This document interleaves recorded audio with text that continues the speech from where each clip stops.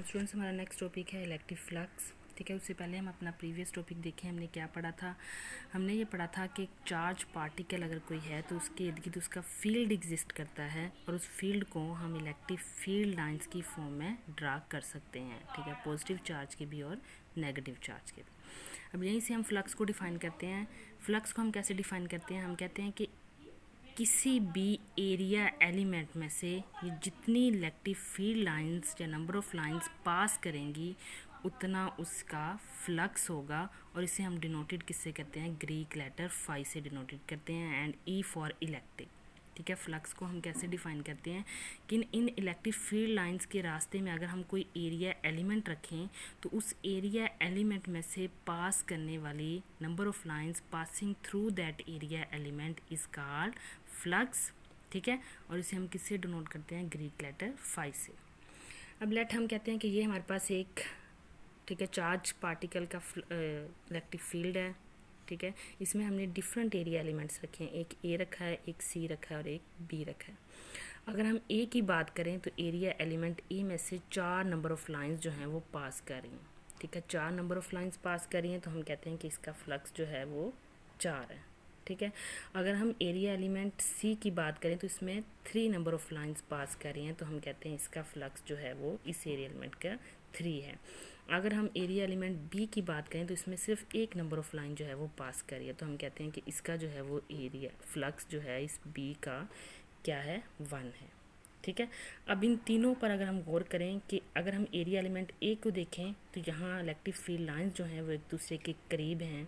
ठीक है, electric field intensity ज़्यादा है। इलेक्ट्रिक फील्ड इंटेंसिटी ज़्यादा है तो फ्लक्स भी ज़्यादा है। और अगर हम बी की बात करें तो यहाँ पे इलेक्ट्रिक फील्ड इंटेंसिटी कम है। इलेक्ट्रिक फील्ड इंटेंसिटी कम है तो यहाँ पे फ्लक्स भी क्या है? कम है। लेकिन अगर हम ए और सी की बात करें तो इन दोनों के जो है वो सेम इलेक्ट्रिक फील्ड इंटेंसिटी में रखे हुए हैं, लेकिन दोनों के एरिया में डिफरेंस है। इसका एरिया ज़्यादा है और इसका एरिया कम है। ठीक है, इसका एरिया ज़्यादा है तो फ्लक्स ज़्यादा है, इसका एरिया कम है तो फ्लक्स क्या है? कम है। ठीक है, तो यहाँ से फिर हमें क्या पता चला कि जो फ्लक्स है वो 2 चीज़ों पे डिपेंड कर रहा है। एक इलेक्ट्रिक फील्ड इंटेंसिटी पे, इलेक्ट्रिक फील्ड इंटेंसिटी ज़्यादा है तो फ्लक्स भी ज़्यादा है। और दूसरा अगर हम ए और सी की बात करें तो इन दोनों से हमें ये पता चल रहा है कि एरिया इलेक्ट्रिक फील्ड इंटेंसिटी के अलावा फ्लक्स जो है वो इलेक्ट्रिक फील्ड इंटेंसिटी के अलावा एरिया पर भी डिपेंड कर रहा है। ठीक है, तो यहाँ से फिर हम कहते हैं कि फ्लक्स 2 चीज़ों पे डिपेंड कर रहा है। किस पे? एक इलेक्ट्रिक फील्ड इंटेंसिटी पे और दूसरा एरिया पे। ठीक है, अब नेक्स्ट हम एक केस देखते हैं। लेट हम कहते हैं कि हमारे पास ये इलेक्ट्रिक फील्ड था, हमने इसके रास्ते में कोई एरिया एलिमेंट जो है वो परपेंडिकुलर रखा हुआ है। अब एरिया एलिमेंट जो है वो इनके रास्ते में इस तरह परपेंडिकुलर रखा हुआ है। ठीक है, इलेक्ट्रिक फील्ड लाइंस के रास्ते में परपेंडिकुलर रखा है तो मैक्सिमम नंबर्स ऑफ जो है फील्ड लाइंस इसमें से पास करेंगी। Maximum numbers of field line इसमें से पास करेंगी तो हमारा फ्लक्स भी मैक्सिमम होगा, और जो कि डिपेंड करता है किस पर? इलेक्ट्रिक फील्ड इंटेंसिटी पर और एरिया पर। ठीक है, अब अगर इसी एरिया एलिमेंट को हम पैरेलल रख दें फील्ड लाइंस के रास्ते में तो इसमें से जो है कोई भी लाइन इस एरिया एलिमेंट में से पास नहीं करेगी, इसके ऊपर से गुजर जाएंगे। ठीक है, इसमें से कोई जो है वो लाइन पास नहीं करेगी तो हमारा फ्लक्स जो है वो क्या होगा? 0 होगा। क्यों? क्योंकि फ्लक्स हमारा इलेक्ट्रिक फील्ड इंटेंसिटी और एरिया पे डिपेंड करता है।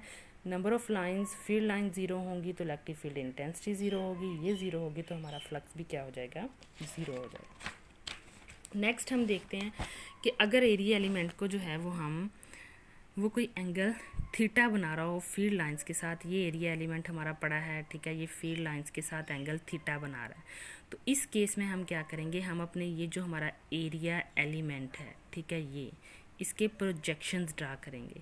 ये थीटा के सामने वाला इसका प्रोजेक्शन परपेंडिकुलर प्रोजेक्शन है। ठीक है, एक साइन थीटा। ठीक है, इसका मतलब है ये वाला प्रोजेक्शन जो है इसका ये क्या है? ए साइन थीटा प्रोजेक्शन है। ठीक है, और ये वाला प्रोजेक्शन जो है वो इसका क्या है? ए कोस थीटा प्रोजेक्शन है। जो ए कोस थीटा प्रोजेक्शन जो है वो फील्ड लाइंस के क्या है? परपेंडिकुलर है। तो हम इस एरिया एलिमेंट का वो प्रोजेक्शन लेंगे जो कि इन फील्ड लाइंस के क्या है? परपेंडिकुलर है, जो ए कोस थीटा है। देन हमारे पास जो है वो फ्लक्स इस केस के लिए क्या होगा? ठीक है, electric field lines multiply by projection of area element which is perpendicular to that field lines. ठीक है, यहाँ से अगर हम देखें तो हमारा जो है फ्लक्स एक स्केलर क्वांटिटी है और वो दो क्वांटिटीज़ पे डिपेंड कर रहा है, एक इलेक्ट्रिक फील्ड इंटेंसिटी पर और दूसरा एरिया पर। ठीक है, यहाँ से इलेक्ट्रिक फील्ड इंटेंसिटी का हमें पता है कि वो वेक्टर क्वांटिटी है, लेकिन यहाँ पे एरिया बी एक वेक्टर क्वांटिटी कंसीडर होगा क्योंकि फ्लक्स इस एरिया की डायरेक्शन पर भी डिपेंड कर रहा है। ठीक है, जैसे हमने प्रीवियस केस में देखा, हमारा जो प्रीवियस केस था, ठीक है, उसमें हमने देखा कि जब एरिया हमारा परपेंडिकुलर था तो फ्लक्स जो है वो क्या था, मैक्सिमम था। लेकिन जैसे हमने एरिया की डायरेक्शन चेंज की, उसे पैरेलल रखा, तो हमारा फ्लक्स क्या था, ज़ीरो था। इट्स मीन्स फ्लक्स इस एरिया की पोजीशन, इसकी डायरेक्शन पर भी डिपेंड करता है। ठीक है, अब अगर हम इस एरिया को वेक्टर कंसीडर करेंगे तो इसकी डायरेक्शन हम क्या लेंगे, किसी भी एरिया एलिमेंट की जो है, अगर वेक्टर एरिया एलिमेंट की डायरेक्शन जो है वो उसके प्लेन के नॉर्मल ली जाएगी। जैसे इस केस में इसकी डायरेक्शन ये होगी। ठीक है, यहाँ पे इसकी डायरेक्शन जो है वो हमारे पास क्या होगी, ये होगी। ठीक है, अब हमने कहा कि एरिया जो है वो टू क्वांटिटीज़ पे डिपेंड करता है, एक इलेक्ट्रिक फील्ड इंटेंसिटी पे और दूसरा एरिया पे। ठीक है, फ्लक्स जो है वो दो क्वांटिटीज़ पे डिपेंड करता है, इलेक्ट्रिक फील्ड इंटेंसिटी पे और एरिया पे। Both are vector quantities but the flux is a scalar quantity. ठीक है, दो वेक्टर क्वांटिटीज़ का अगर रिजल्ट एक स्केलर क्वांटिटी हो तो इसका मतलब है कि वहाँ पे क्या एग्जिस्ट करता है, डॉट प्रोडक्ट। तो इसलिए हम कहते हैं flux is equal to the dot product of electric field intensity and vector area. ठीक है, यहाँ से इसके अगर हम इसके यूनिट देखें तो इलेक्ट्रिक फील्ड इंटेंसिटी का यूनिट हमारे पास है न्यूटन पर कूलम और एरिया का यूनिट है मीटर स्क्वायर। तो हमारे पास फ्लक्स का यूनिट क्या है, न्यूटन मीटर स्क्वायर पर कूलम। ठीक है, ये हमारे पास था फ्लक्स। अब नेक्स्ट हमारा टॉपिक है flux through a close surface. ठीक है, electric flux through a close surface. Let हमने एक क्लोज सरफेस ली in the form of a sphere. ठीक है, ये स्फीयर की शक्ल में हमारे पास क्लोज सरफेस है। इसके सेंटर में हमने एक पॉजिटिव चार्ज रखा हुआ है। ठीक है, इलेक्ट्रिक फील्ड लाइंस हमें पता है पॉजिटिव चार्ज की वजह से क्या होंगी, इन आउटवर्ड डायरेक्शन। ठीक है, अब हमने इस सरफेस पर जो है वो फ्लक्स कैलकुलेट करना है और फ्लक्स कैलकुलेट करने का फार्मूला हमने क्या पढ़ा, phi is equal to E dot A. लेकिन ये जो फार्मूला था phi is equal to E dot A, ये हमारे पास था फ्लैट सरफेस के लिए। ठीक है, हमारी सरफेस फ्लैट हो तो हम ये वाला फार्मूला वहाँ अप्लाई कर सकते हैं। तो ये स्फीयर जो है ये कर्व सरफेस है। ठीक है, इस पर इस फार्मूले को अप्लाई करने के लिए हम क्या करते हैं कि इस पूरी कर्व सरफेस, ठीक है, इस पूरे स्फीयर को हम छोटे छोटे पैचेस में डिवाइड कर देते हैं। इसके एरिया को छोटे छोटे पैचेस में डिवाइड कर देते हैं। ठीक है, वो पैचेस इतने स्मॉल होते हैं कि they are considered as flat area element. ठीक है, उनको हमने इनको जो है वो कोई n स्मॉल पैचेस में डिवाइड कर दिया। ठीक है, ये हमारे पास अगर इसको वेक्टर फॉर्म में लिखें तो हम इसके ऊपर क्या लगा देंगे, एरो लगा देंगे और हम कहते हैं हर पैच पर जो इलेक्ट्रिक फील्ड इंटेंसिटी की वैल्यू है वो हमारे पास क्या है, लेट 1 के लिए फर्स्ट पैच के लिए हमारे पास E1 है, सेकंड पैच के लिए E2 है, 3 पैच के लिए E3 है, अप टू सो ऑन। हम कहते हैं कि हमारे सारे पैचेस के लिए जो इलेक्ट्रिक फील्ड इंटेंसिटी की वैल्यू ये है। अब हमारे पास जो इस सरफेस पर टोटल फ्लक्स होगा वो क्या होगा, sum of the flux of all the patches. ठीक है, इन सारे पैचेस के फ्लक्स का सम होगा। तो हम कहते हैं total flux is equal to flux of first patch plus flux of second patch plus flux of third patch up to so on flux of n patch. ठीक है, यहाँ से फिर हमारे पास फ्लक्स इज इक्वल टू, अब हमने यहाँ से अगर हम देखें इस पैच पर तो इस फ्लैट पैच का जो वेक्टर एरिया है उसकी डायरेक्शन क्या होगी, टूवर्ड्स, ठीक है, आउटवर्ड डायरेक्शन में। और electric field intensity, electric field जो है इस पॉजिटिव चार्ज वर्ड की वजह से हमें पता है वो भी किस डायरेक्शन में, आउटवर्ड डायरेक्शन में। ठीक है, हमारे पास वेक्टर एरिया और इलेक्ट्रिक फील्ड जो है वो दोनों आउटवर्ड डायरेक्शन में है, एंगल 0 होगा। ठीक है, अब फ्लक्स के इस फॉर्मूले में जब हम 0 पुट करेंगे तो कोस 0 हमारे पास 1 आ जाएगा और हमारे पास फ्लक्स की वैल्यू क्या आ जाएगी, ई ए आ जाएगी। तो सारे पैचेस के लिए हम फ्लक्स लिखते हैं E1 A1 A2 AN up to so on AN। ठीक है, अब क्योंकि हमने जो सरफेस ली थी वो स्फीयर ली थी, स्फीरिकल सिमेट्री के लिए हम किसी भी पैच की बात कर लें सब पर इलेक्ट्रिक फील्ड इंटेंसिटी की वैल्यू सेम होगी।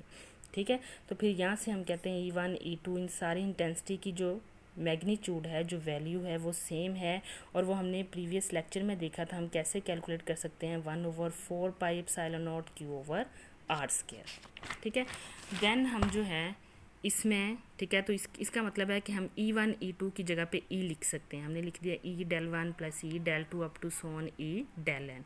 E को हमने कॉमन ले लिया, ये del 1। इन सारे पैचेस का एरिया अगर हम सम करें तो वो किसके इक्वल आता है, total area of the sphere, क्योंकि हमने स्फीयर को ही पैचेस में डिवाइड किया था।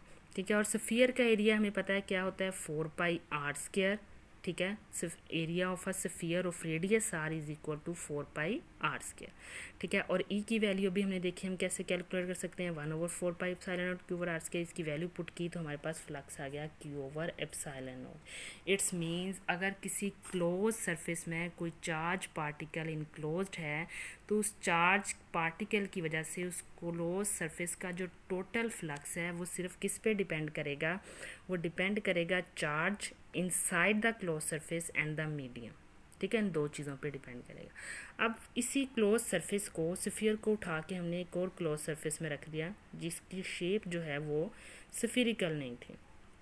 तो अब हम यहाँ पे अगर फ्लक्स कैलकुलेट करना चाहें तो हम देखेंगे फ्लक्स जो है वही होगा जो इस स्फीयर के अंदर फ्लक्स था। ठीक है, क्योंकि फ्लक्स जो है वो किस पे डिपेंड करता है, चार्ज पर और मीडियम पर।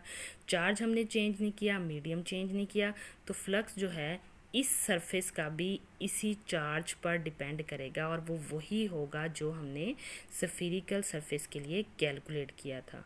तो इसका मतलब ये है कि flux inside a closed surface does not depend upon the shape of the closed surface, it just depend upon the charge inside the closed surface, and the epsilon naught shows the medium inside the closed surface। ठीक है।